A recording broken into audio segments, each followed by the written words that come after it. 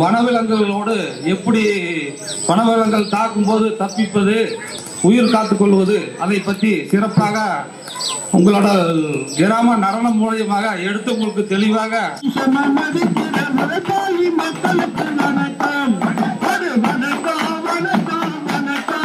முதலில் நாங்கள் சொல்ல வணக்கம்.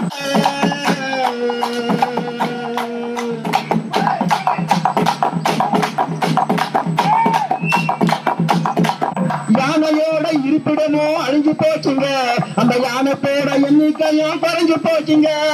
யானையோட இருப்பிடமோ அழிஞ்சு போச்சுங்க, அந்த யானையோட எண்ணிக்கையும் குறைஞ்சு போச்சுங்க. இது நம்மளை தாக்கும், இது உண்மையே. அதை கோபம் கொண்டு நம்மளை தாக்கும், இதையும் யானையோடு மனித யானையோடு வாழ பழகு மனிதா மனிதா.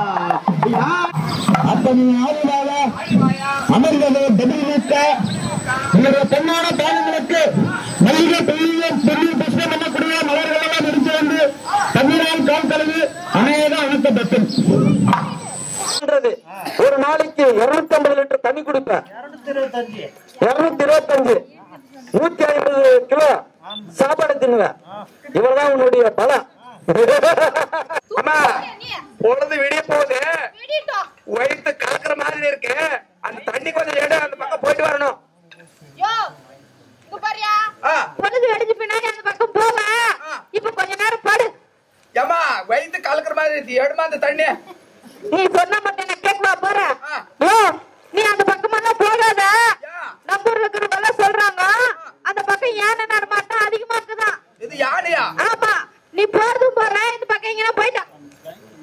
ஏமா யானையாவது கூலியாவது நான் பாக்காத யானையம்மா, ஏடுமா அந்த தண்ணி, வயிற்று கலக்குது. நீ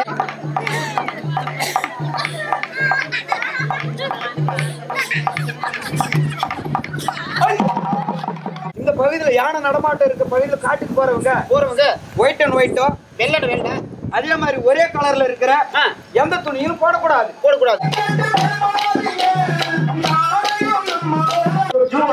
தொண்டு நிறுவனமோ, ஈரோடு மாவட்ட சேவா தொண்டு நிறுவனமோ, கிருஷ்ணகிரி மாவட்ட சோழ அதிகமான கலைப்படுவோ யானைகள் நடமாடும் பகுதியில வசிக்கிற மக்களாகிய நாம என்ன ஆலோசனை சொல்லுங்க. சாயங்காலம் 6 மணியிலிருந்து மனத்தில் பறக்கும் எங்கிருந்து வந்திருக்கு, எங்கிருந்து வந்திருக்க ஆசை மச்சானே, அதே எங்கிருந்து வந்திருக்க ஆசை. அந்த ஊரை கொஞ்சம் எடுப்பா, காசு எடு.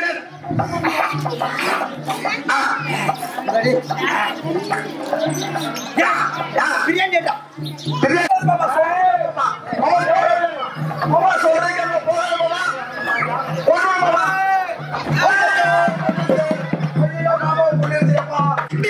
இருக்குதாடி